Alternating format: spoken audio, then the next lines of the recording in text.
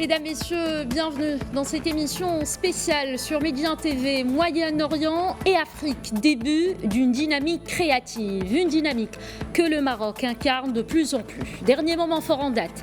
La visite au Maroc d'une délégation américano-israélienne de haut niveau sanctionnée mardi par une déclaration conjointe qui a mis l'accent sur l'ouverture d'une ère nouvelle dans les relations entre le Maroc et Israël.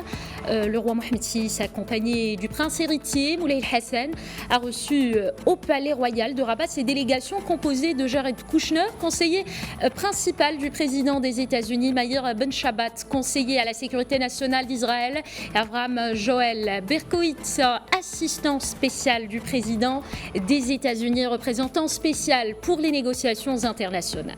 Au cours de cette audience, le roi Mohamed VI a réitéré sa pleine satisfaction quant aux résultats historiques de l'entretien que le souverain a eu le 10 décembre avec le président américain Donald Trump. Pour en débattre aujourd'hui, j'ai le plaisir d'accueillir en direct Simon Skira, secrétaire général de l'association d'amitié Israël-Maroc et secrétaire général de la Fédération française du judaïsme marocain.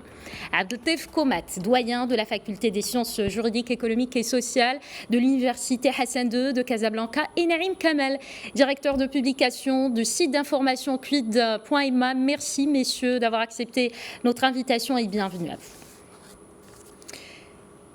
L'entretien téléphonique historique entre le roi Mohamed VI et le président américain Donald Trump a porté entre autres sur les mesures annoncées pour la reprise des mécanismes de coopération avec Israël. Ces mesures portent sur la réouverture prochaine des bureaux de liaison à Rabat et Tel Aviv et concernent l'autorisation des compagnies aériennes israéliennes pour transporter des membres de la communauté juive marocaine et des touristes israéliens vers le Maroc. Il est aussi question de promouvoir la coopération économique et commerciale. Alors, une première réaction, Simon Skira, je rappelle que vous êtes secrétaire général de l'association d'amitié Israël-Maroc. Comment avez-vous vécu ces annonces, vous qui avez milité durant des décennies dans ce sens ?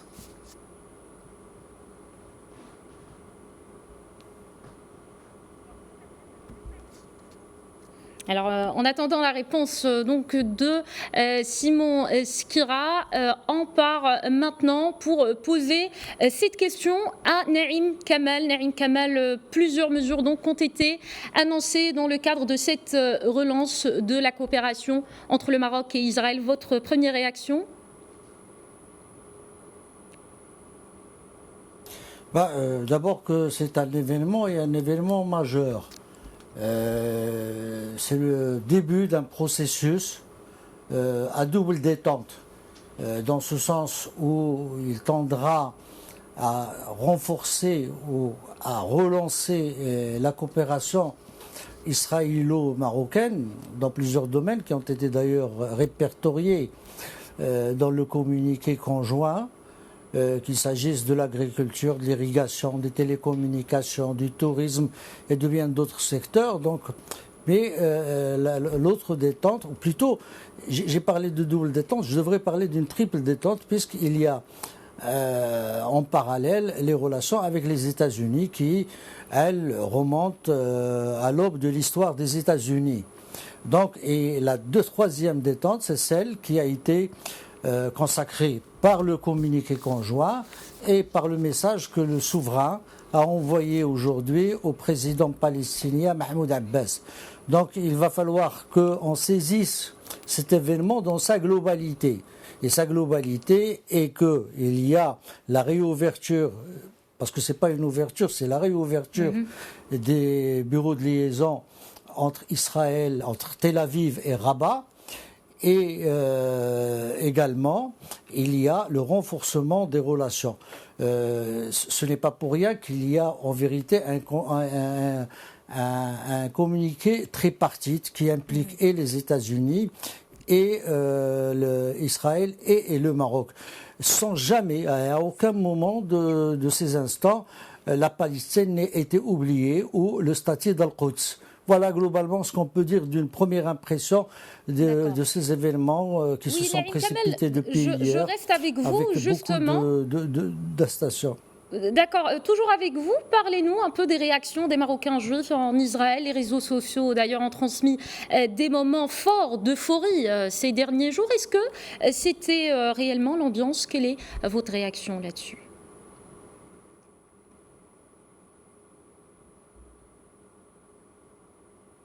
Sur les chaînes de télévision, des Israéliens qui sont évidemment heureux de ces retrouvailles, qui retrouvent un peu, que ce soit les Israéliens d'origine marocaine, que ce soit les autres Israéliens d'autres origines qui peuplent l'État hébreu, il y a effectivement une forme de jouissance, j'allais dire, pour cette reprise des relations.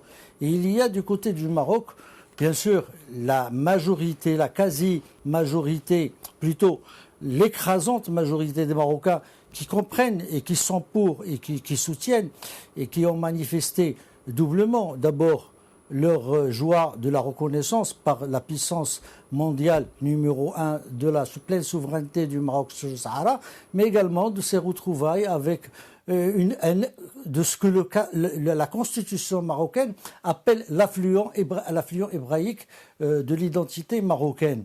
Donc mais on a à côté, et c'est là où c'est bien que vous me posiez cette question, c'est là où j'aimerais apporter une petite mise au point à tous ceux qui sont sceptiques ou sont mécontents. Ils sont fort heureusement une minorité de cette reprise. Je devrais leur dire que je comprendrais leur position, je comprendrais leur scepticisme si on était dans une dynamique révolutionnaire et que le rapport de force entre les Palestiniens et les Israéliens était favorable, qu'on dirait qu'en ce moment-là, peut-être que cette reprise des relations maroco-israéliennes pouvait entamer de quelque façon que ce soit ce rapport de force. Or, il n'en est rien, et on le sait. On sait que depuis pratiquement 1948, il va falloir qu'on regarde l'histoire dans le rétroviseur pour comprendre que depuis 1948, nous n'avons eu que des rendez-vous manqués, des rendez-vous ratés avec l'histoire, avec le mouvement de l'histoire, à force de traîner le pied, à force de se conforter dans les slogans, nous avons essayé. Donc nous n'avons pas, pardonnez-moi, il y a un problème, nous n'avons pas de dynamique et un rapport de force favorable. Il faut prendre les choses telles qu'elles sont. Et Israël, c'est pas seulement l'État hébreu, et sa puissance ne réside pas seulement dans la force de son armée, mais également, mais surtout, dans son apport technologique, sa recherche de pointe, et aussi dans sa diaspora, qui est un peu partout. Là où il y a du développement économique, là où il y a de la recherche qui est très avancée, c'est-à-dire nous n'avons pas... Souvent, on se trompe quand on dit on a affaire à un État hébreu. On a un État hébreu, mais derrière cet État hébreu, un certain nombre d'affluents hébraïques, judaïques, qui sont dans les domaines les plus avancés que puisse connaître aujourd'hui le monde et qui fructifient cet avantage. Et nous avons tout intérêt, et c'est là où je comprends la majorité, l'écrasante majorité des Marocains qui se satisfont de cette reprise parce que elle est bénéfique pour Israël, mais elle sera également bénéfique pour le Maroc. Il faut l'espérer. D'accord. Alors, Abdeltef Koumat, doyen de la faculté des sciences juridiques, économiques et sociales, comment vous expliquez ces liens, on le sait, extrêmement forts qui existent, qui lient les membres de la communauté marocaine juive en Israël et ailleurs, d'ailleurs, avec le Maroc?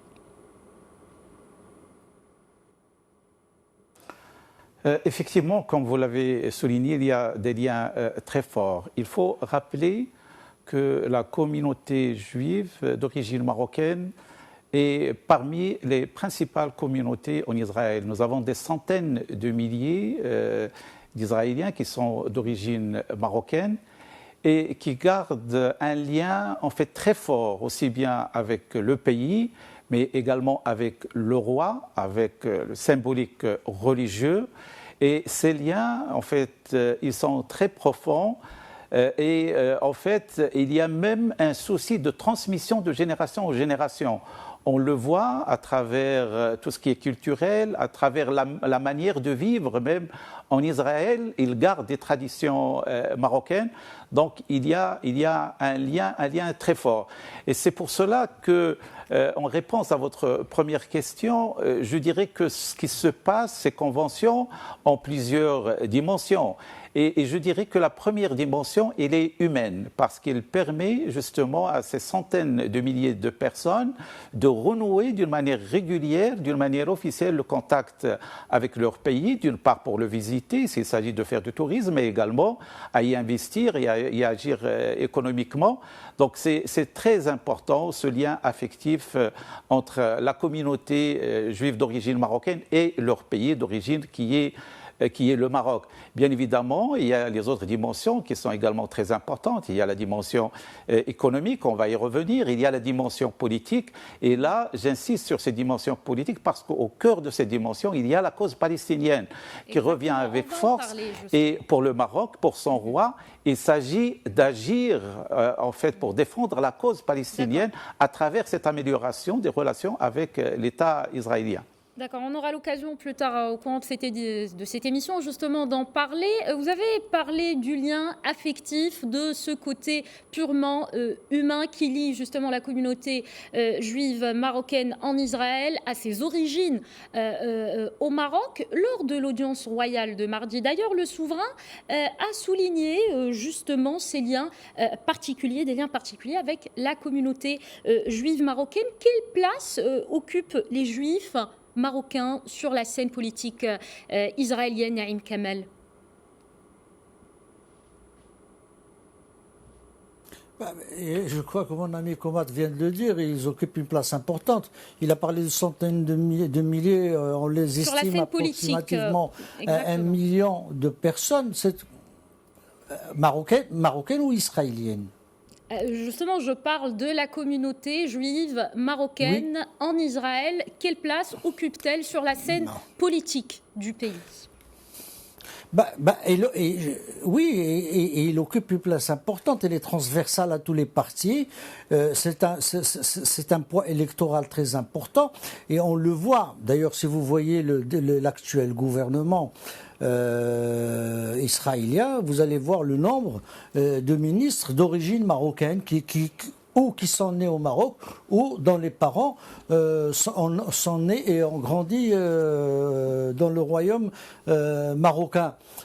C'est donc une communauté qui a beaucoup d'influence, qui a beaucoup d'action sur, ou plutôt beaucoup d'impact sur les orientations politiques. Bon. Maintenant, il va falloir peut-être nuancer un peu pour voir quand il s'agit de la question palestinienne où positionner cette communauté. Mais ça, c'est un autre débat. Mais ce que je peux dire aujourd'hui, c'est que c'est une communauté. Ce que j'aimerais signaler ici, c'est que cette même communauté qui est d'origine marocaine, puisque la nationalité marocaine est inaliénable, ils gardent tous leurs droits ici au Maroc. C'est-à-dire qu'ils ont le droit de voter, ils ont le droit de se faire élire, ils ont le droit d'être représentés dans les communes, au Parlement. Et donc, il y a une interaction, il y a une dynamique permanente et constante à ce niveau-là. Et je crois que la reprise telle qu'elle se déroule aujourd'hui va pouvoir peut-être mieux les intégrer dans la vie politique marocaine de manière à ce qu'ils soient quelque part les porte-parole des intérêts du Maroc en Israël, mais également, bien sûr, cela va de soi, des intérêts israéliens au Maroc et en conséquence en Afrique, à travers le hub qui est le Maroc, et dans le monde arabe. Parlons toujours justement de ces mesures annoncées pour la reprise des mécanismes de coopération entre le Maroc et Israël. Et on joint tout de suite Simon Skira, qui est donc secrétaire général de l'association Amitié Israël-Maroc. Merci d'être avec nous. Comment avez-vous vécu ces annonces, ces moments forts donc, qui marquent surtout la communauté juive marocaine, Simon Skira? D'abord, Ce ne sont pas des échos qu'a engendré l'annonce historique de la reprise des relations diplomatiques entre le Maroc et Israël. Et c'est chez l'ensemble de la communauté juive marocaine en Israël et en dehors d'Israël. Donc c'est une liesse générale qui a encore illuminé davantage les fêtes de Hanouka, fêtes de lumière.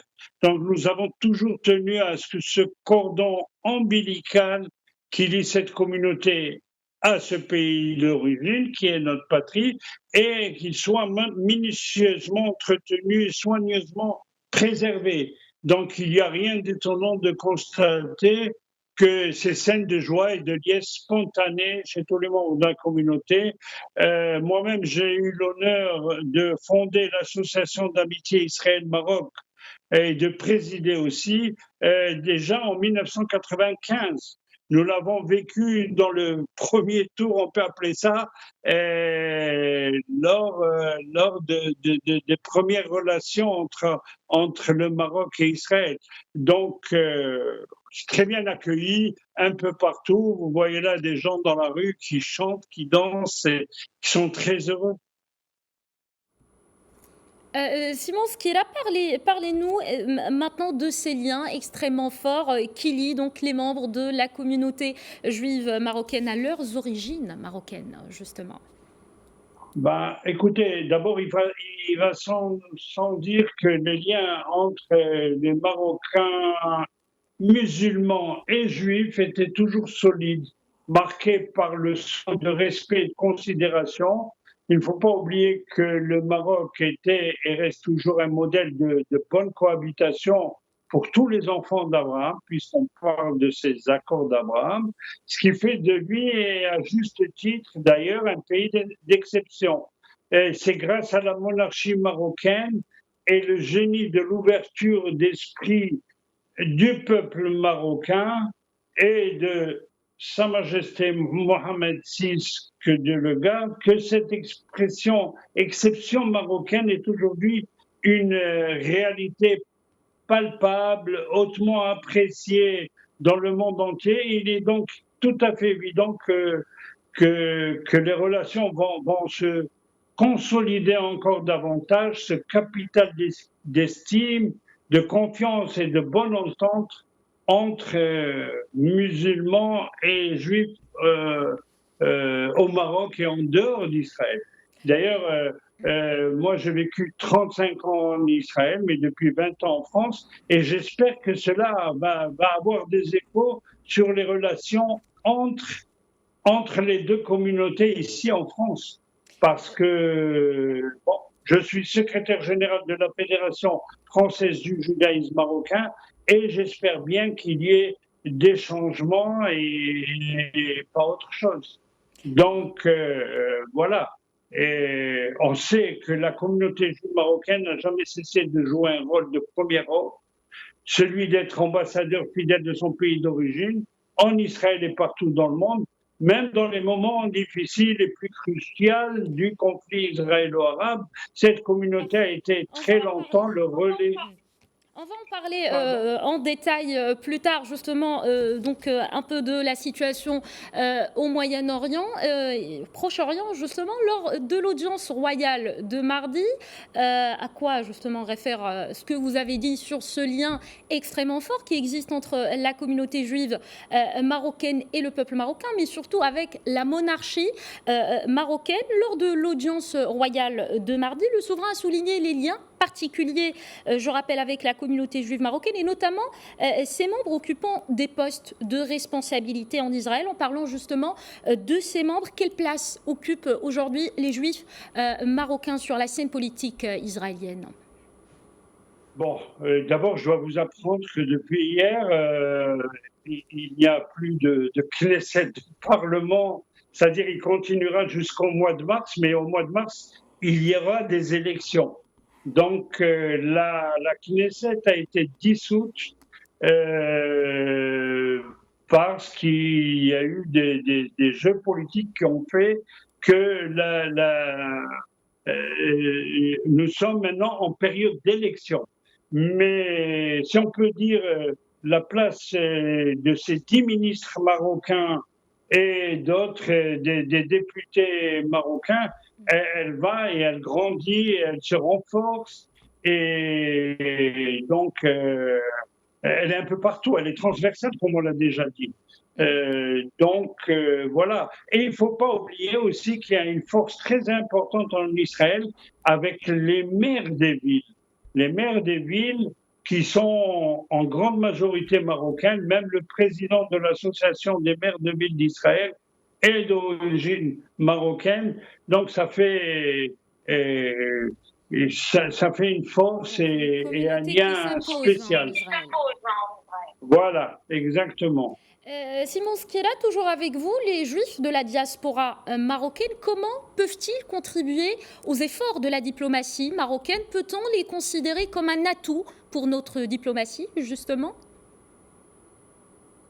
C'est une force très importante. Et moi, d'ailleurs, je crois qu'une nouvelle ère s'ouvre chez les Marocains juifs suite aux accords avec Israël. Moi, je pense qu'il faut un projet de reconstruction avec une nouvelle génération du monde entier, dont Israël, et qui comprend bien que le judaïsme marocain appartient à tous les Marocains et qu'il a un rôle à jouer. J'ai parlé avec plusieurs présidents de communautés juives à travers le monde et ils souhaitent être associés à la gestion des 652 lieux saints du Maroc, dont 200, on le sait, sont vénérés aussi par les musulmans à travers tout le royaume. Il y a aussi des musées qui ne seront pas privés, que nous espérons, et nous demandons une commission scientifique adéquate qui va superviser aussi il y aura aussi des synagogues qui vont reprendre du service, parce qu'avec 300 000 touristes minimum d'Israël déjà, et au moins 50 000 de la diaspora marocaine juive, les synagogues vont reprendre du service, et cette influence qui va avoir lieu doit avoir des conséquences sur nos relations avec la communauté sur place. Parce que si la communauté sur place jusqu'à présent, elle a géré 2500 personnes, aujourd'hui ça va être 350 000 personnes, et il faudra prendre le relais et développer tout ça ensemble. Nous avons de l'expérience et de l'amour pour le Maroc. De l'amour pour le Maroc, très fort comme expression, justement, Simon Skira. La reprise des mécanismes de coopération avec Israël tourne surtout autour du volet économique aussi. Abdeltef Koumet, 4 accords ont d'ailleurs été signés. Un accord sur l'exemption de formalités de visa pour les détenteurs de passeports diplomatiques et de services. Un mémorandum d'entente dans le domaine de l'aviation civile. Un mémorandum d'entente aussi sur l'innovation et le développement des ressources en eau qui prévoit la coopération technique en matière de gestion et d'aménagement de l'eau, et un autre mémorandum d'entente de coopération, cette fois-ci dans le domaine des finances et d'investissement. Il sera aussi question d'engager une coopération dans le tourisme, l'agriculture et la sécurité alimentaire, l'énergie et les télécommunications. Comment cette large coopération va-t-elle se concrétiser, à votre avis? À quoi sont appelés aujourd'hui les deux parties pour réussir cette collaboration d'envergure?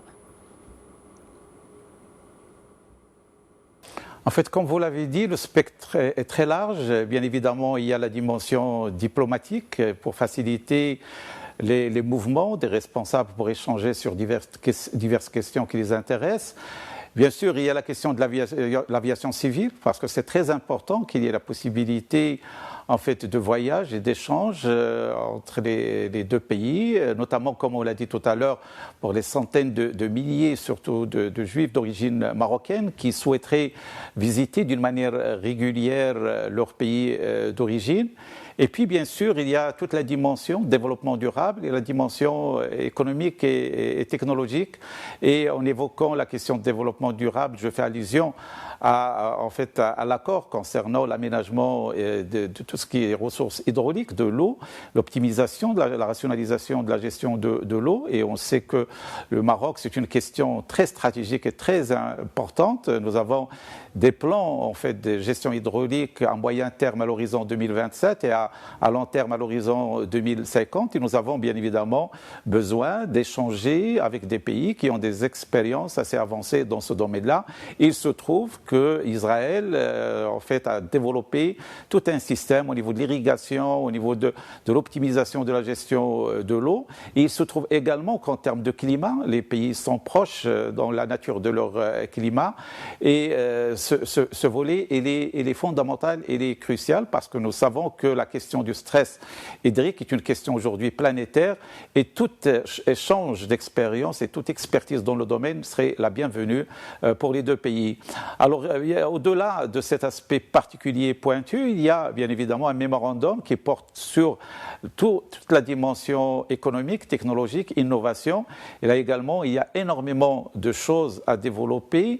On sait qu'au Maroc, nous avons aujourd'hui une stratégie de développement. Nous sommes à la veille de la mise en place du nouveau modèle de développement initié par Sa Majesté qui porte sur un certain nombre de priorités sur lesquelles on a besoin d'échanger en termes d'expertise, mais également de drainer des investissements. Et il se trouve que sur ce plan-là, il y a des choses sur lesquelles on peut travailler ensemble, notamment tout ce qui est développement de l'agriculture. On sait que là également, Israël a une certaine expertise dans le domaine de la recherche-développement, dans le domaine de la technologie, dans le domaine de l'innovation. Et puis tout ce qui est énergie également, c'est que le Maroc accorde beaucoup d'importance à tout ce qui est énergie renouvelable. Donc ce sont des questions de très grande importance sur lesquelles les deux pays peuvent échanger. Il y a également tout ce qui est EDE, les investissements directs étrangers. Surtout en ces circonstances où il y a une raréfaction un peu des ressources de financement en interne qui nous pousse à aller vers l'endettement, ce qui fait que l'alternative d'attirer des investissements directs est une très bonne alternative. Et sur ce plan-là également, Israël peut être un acteur au niveau des secteurs prioritaires tels qu'ils sont arrêtés au niveau de la stratégie initiée par Sa Majesté. Donc on connaît un peu aujourd'hui les priorités sectorielles. Donc tout cela reste bien évidemment des mémorandums qui cadrent un peu la politique générale. Et puis comme vous l'avez dit, il y a des projets plus spécifiques qui seront élaborés les prochaines semaines et qui tournent notamment autour du tourisme. Là également, il y a un potentiel énorme donc, pour développer le tourisme, que ce soit en termes d'échange de visites, mais également en termes d'investissement. Il y a tout ce qui est énergie, il y a tout ce qui est industrie, surtout ce qu'on appelle les nouveaux métiers du Maroc, notamment tout ce qui est aéronautique, tout ce qui est automobile. Tous ces secteurs-là pourraient être en fait des vecteurs très très importants de coopération entre les deux pays. Donc on s'attend à ce que les choses aillent vite. Déjà, on le voit depuis le 10 décembre, les choses avancent. Les liaisons aériennes seront rétablies les prochaines semaines. Et donc, on s'attend à une dynamique très forte sur le plan économique qui est un des vecteurs fondamentaux de ce partenariat. Vous avez parlé donc des liaisons aériennes avec l'autorisation des compagnies aériennes israéliennes justement pour transporter des membres de la communauté juive marocaine et des touristes israéliens vers le Maroc. Le Royaume doit s'attendre à plus de 200 000 visiteurs en provenance d'Israël, selon une déclaration de la ministre marocaine du Tourisme. Quelle lecture en faites-vous, Simon Skira ?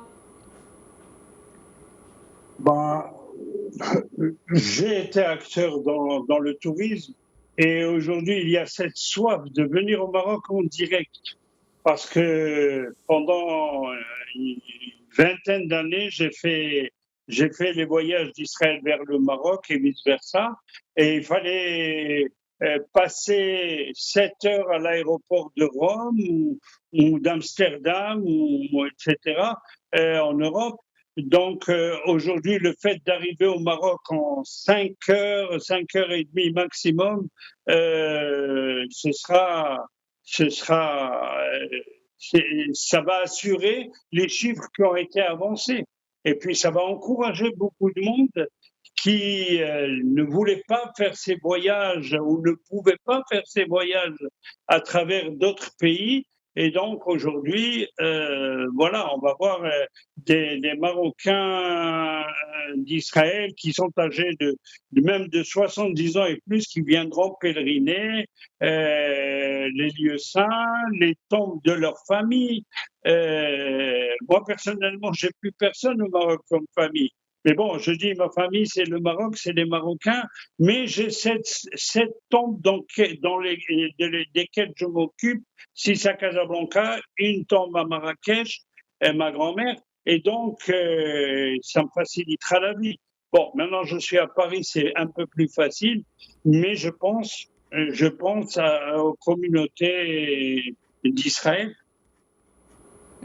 Exactement. Alors, on a parlé du volet économique, des différents secteurs donc, qui vont être concernés par cette reprise des relations entre le Maroc et Israël. On va parler maintenant de la situation au Proche-Orient. Lors de l'audience accordée par le roi Mohammed VI à la délégation américano-israélienne, le roi Mohammed VI a réitéré la position cohérente, constante et inchangée du Royaume du Maroc sur la question palestinienne, basée sur la solution à 2 États vivant côte à côte dans la paix et la sécurité, les négociations entre les parties palestiniennes et israéliennes comme seul moyen de parvenir à un règlement global et définitif, et l'attachement du souverain président du comité d'Al-Quds à la sauvegarde du caractère musulman de la ville sainte. La position du Maroc est donc claire. La reprise des mécanismes de coopération avec Israël n'exclut pas la poursuite de la défense de la cause palestinienne. Votre réaction, Naïm Kamal? Écoutez, vous allez m'excuser parce que j'aimerais peut-être, avant de répondre à cette question, revenir à ce qui a été dit tout à l'heure sur les rapports communautaires entre le Maroc et les Marocains juifs d'Israël, ou les juifs marocains d'Israël. C'est comme on veut. Hier, on a vu une scène rare. C'est quand Meir Ben Shabbat, qui est le haut responsable de la sécurité intérieure en Israël, s'est adressé au roi en disant Allah Barak Famar Sidi, Saam Brouka Hedi. Et ça, c'était un fait rare, parce que son Brouk, c'est Allah Barak Famar Sidi, et l'exclusivité des sujets marocains. Donc, ça démontre, ça fait le raccourci ou le générique pour montrer l'indéfectibilité des liens historiques entre cette communauté juive marocaine en Israël et sa terre d'origine qui est le Maroc. J'ai également reçu une vidéo d'un juif marocain où il parlait de son enfance, de celle de sa famille, et qui se déroule dans la ville de Sforo. Et là, il a dit quelque chose qui m'a frappé. Sforo, c'est ma ville natale. Et il a dit quelque chose dont je ne me suis jamais rendu compte. C'était que le Mellah, c'est-à-dire là où habitaient les Juifs marocains, à Sforo, n'était pas comme dans les autres villes à l'extérieur ou mitoyen à la ville ou comme à Fès au palais royal, mais il était à l'intérieur de la Médina, c'est-à-dire à l'intérieur de la communauté marocaine, et il était tout entouré par les autres habitants de Sforo musulmans. Et il explique, et c'est ça qui est extraordinaire, il explique que cette particularité vient du fait que à l'époque il y avait 6 bas. C'est-à-dire qu'il y avait le pillage, qu'il y avait le banditisme et qu'il y avait des razzias qui s'organisaient. Et pour bien protéger la communauté juive pouvait être exposée s'il se trouvait à l'extérieur. Pour bien la protéger, le Mellah a été construit à l'intérieur de la communauté musulmane, et ça c'est très important, et ça veut tout dire parce que parfois quand on voit l'euphorie, quand on voit les chants, quand on voit les danses, quand on voit la cuisine, on se dit c'est un peu trop. mais c'est peut-être un peu trop quand on ne connaît pas ce fond historique, ce fond de la vie commune sur des siècles et des siècles. Donc, maintenant, je reviens à votre question. Ben, effectivement, ça a été clair depuis le début. Le Maroc, je l'ai dit au début, le Maroc agit en triple détente, les relations avec Israël, les relations avec les États-Unis, mais également la question palestinienne. Dès le premier appel téléphonique, ou le premier entretien téléphonique avec le président américain Donald Trump, le souverain a été clair. 1. Solution de 2 États. 2. La préservation de la spécificité arabo-musulmane et des autres religions pour la ville d'Al-Quds. Et ça, c'est quelque chose d'immuable, et il y a dans le message royal aujourd'hui qui a été adressé à Mahmoud Abbas quelque chose de très clair qui met sur un même pied d'égalité, sur un même plan, la défense de l'intégrité territoriale du Maroc au Sahara et la défense des intérêts palestiniens. On a vu que la défense des intérêts palestiniens par les armes n'a pas abouti, il faut le dire, il faut se rendre à l'évidence. Il suffit pas de se gargariser. Maintenant, il y a d'autres moyens. Et il ne faut jamais l'oublier, et c'est là où c'est très important, que c'est au Maroc que toujours les plus importantes décisions concernant la Palestine ont été prises. C'est au sommet arabe de 1974 que l'OLP a été reconnu par tous les États arabes comme le représentant légitime et unique du peuple palestinien, alors qu'à l'époque, il y avait encore l'Égypte qui disputait Gaza aux Palestiniens qui voulaient l'intégrer à sa souveraineté. Il y avait la Jordanie qui gérait la Cisjordanie et qui gérait la partie arabe de Quds, et que ce n'était pas tranché. En 1974, c'est l'entre-gens qu'avait mis le roi Hassan II pour faire admettre aux chefs d'État arabes l'entité et l'intégrité de la représentation palestinienne. C'est également au Maroc que le plan FED. Le plan FED, c'est quoi? Le plan FED, c'est l'échange de la reconnaissance de l'État d'Israël contre un État palestinien et de la paix pour tout le monde dans la région. C'est à Fès, phase 1 et phase 2 en 1981-82. C'est aussi à Fès, c'est aussi au Maroc que s'est enclenché le processus qui va conduire Anwar Sadat pour récupérer le Sinaï aux accords de Camp David. C'est en partie à Rabat et dans les capitales où se trouvait le roi Hassan II que s'est enclenché le processus d'Oslo, qui a été à cette époque-là une belle ouverture sur la paix. Malheureusement, il a été dévoyé par la suite, mais toujours est-il qu'on en est encore là, et tout ce que nous tirons de cette époque, c'est que la seule voie aujourd'hui, c'est la concertation, la négociation, la diplomatie, la politique, et de faire taire définitivement les armes. Et essayer aujourd'hui, il faudrait que le Maroc fasse preuve de beaucoup de détermination, mais aussi beaucoup de force de conviction pour amener les Israéliens à prendre en considération les intérêts et les droits du peuple palestinien. Parce qu'on ne peut pas occulter un peuple de cette manière, l'effacer de la carte et de la géographie, ce n'est pas possible. Et le Maroc va se faire un devoir d'essayer de convaincre de cette réalité. Vous savez, aujourd'hui, quand on éteint les caméras, quand on éteint les lumières, quand on est dans les coulisses, on se retrouve dans une situation où même il y a des gens qui vous disent même la solution de deux États n'est peut-être pas viable, que peut-être faudrait-il constituer un État. Et on revient à la fameuse théorie ou la fameuse proposition d'un État démocratique multiconfessionnel, où les Palestiniens et les Israéliens vivraient pour un même gouvernement, pour un même État, etc. Donc il y a beaucoup de choses qui sont en gestation, en réflexion, et ce travail, on peut le faire. Le Maroc est bien placé et le mieux positionné pour porter sans passion, sans haine, sans animosité, la voix des Palestiniens auprès des Israéliens.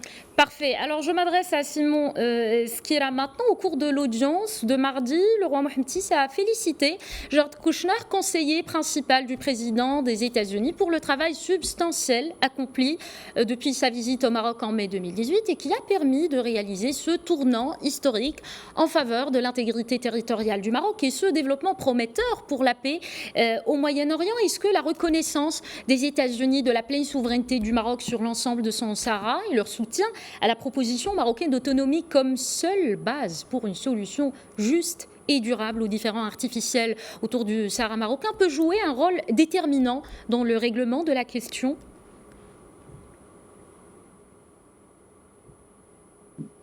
De la question palestinienne? Du dossier du Sahara marocain, je vous disais, est-ce que justement cette reconnaissance, pour la première fois de leur histoire, les États-Unis ont reconnu la pleine souveraineté du Maroc sur l'ensemble de son Sahara. Est-ce que cette reconnaissance, justement, à votre avis, va changer la donne? Est-ce qu'on est en train d'assister à un tournant au niveau de cette question, justement? Moi, je crois que déjà, pour moi, le Sahara a toujours été marocain. Donc, j'ai donné des conférences, pas mal de conférences à travers le monde à ce sujet, et je dis que le Sahara est déjà marocain. Bon, maintenant, il y a une reconnaissance des États-Unis, tant mieux.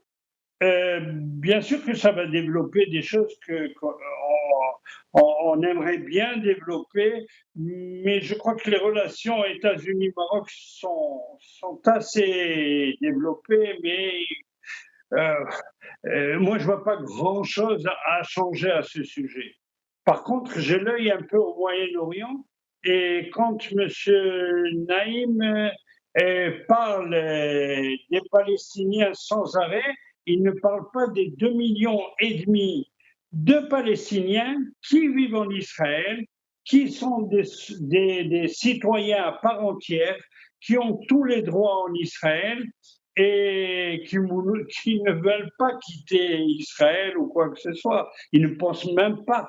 Ils ont tous les droits pour y rester. Donc, il y a pour la paix dans toute la région du Proche-Orient. Je m'adresse à vous maintenant, Abdeltef Koumet, pour faciliter les progrès dans la poursuite de cet objectif. Les trois pays, Maroc, États-Unis, Israël, stipulent que les États-Unis encourageront le développement économique et social avec le Maroc, y compris sur le territoire du Sahara marocain, et à cette fin ouvriront un consulat à Dakhla, dans les provinces du sud du Royaume, pour promouvoir les opportunités économiques et commerciales en faveur de la région. Washington est-elle en train de réussir à transformer un différend régional en un levier de développement et de partenariat stratégique? Preuve à l'appui, d'ailleurs, les mémorandums d'entente entre le Maroc et les États-Unis.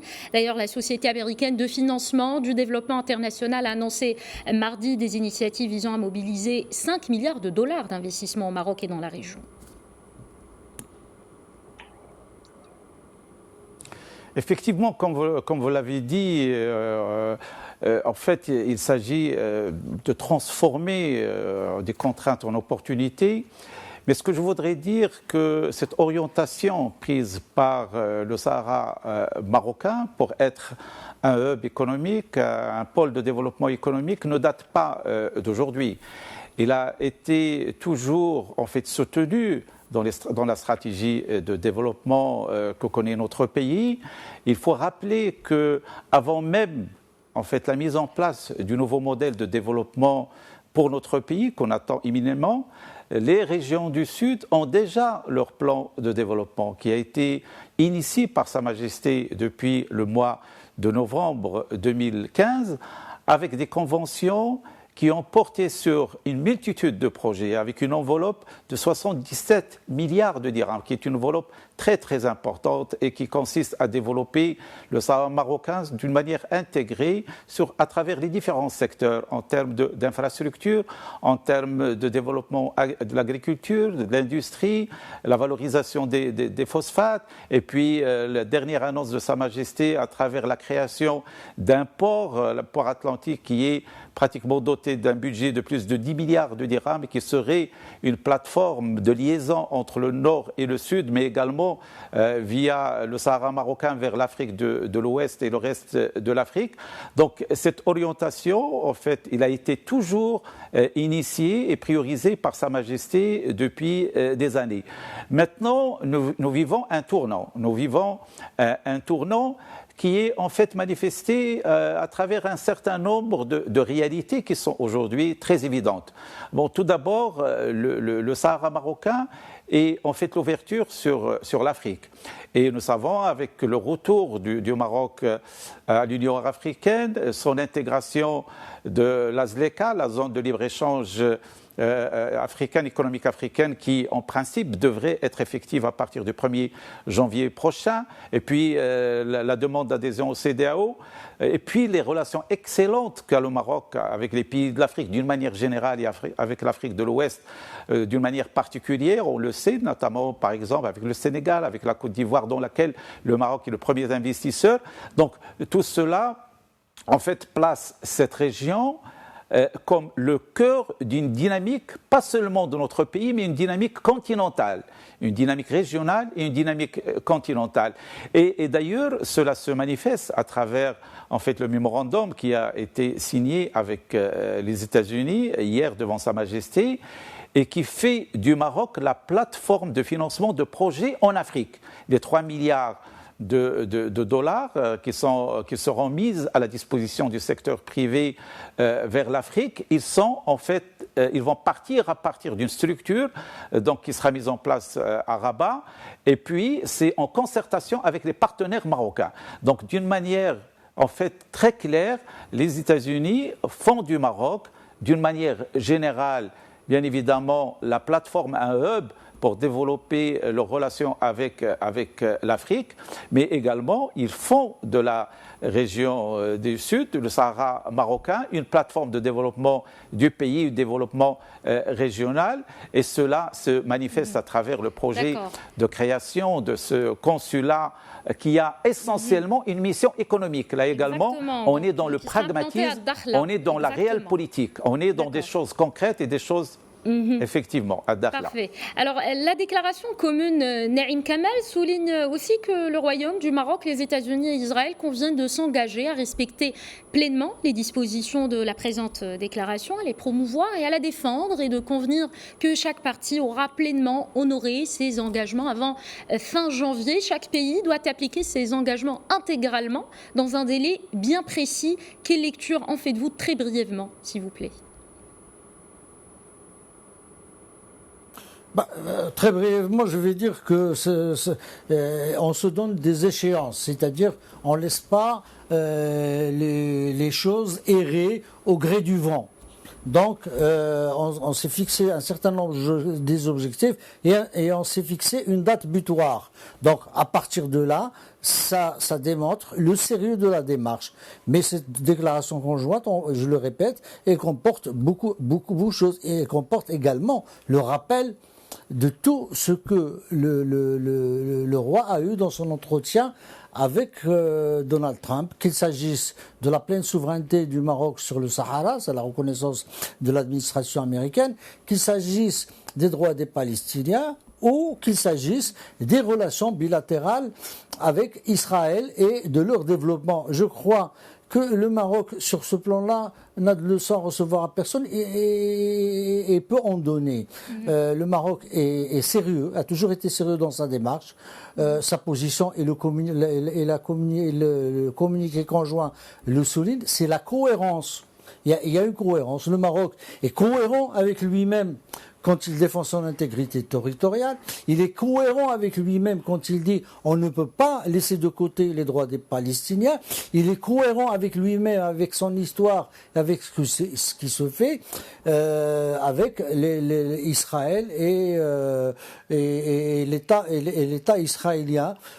C'est-à-dire que dans ce qu'on a toujours appelé pour les Marocains, le génie de la modération, à tous les niveaux. Je vous le dis, quand on parle par exemple de la reconnaissance de l'administration américaine pour le Sahara, le Maroc ne s'est pas pour autant désengagé des processus onusien. Il continue à le soutenir et il va même plus loin. Il invite l'Algérie à parler. Quand il parle avec les Israéliens, il dit aux Israéliens, avec la franchise qu'il faut et avec la sincérité qu'il faut, parce que des relations ne peuvent s'établir que sur des bases saines. Et les bases saines, c'est d'abord que chacun dise ce qu'il pense et fait ce qu'il dit. Donc c'est très important et c'est là où cette déclaration elle cadre un peu dans le temps et installe un échéancier à respecter.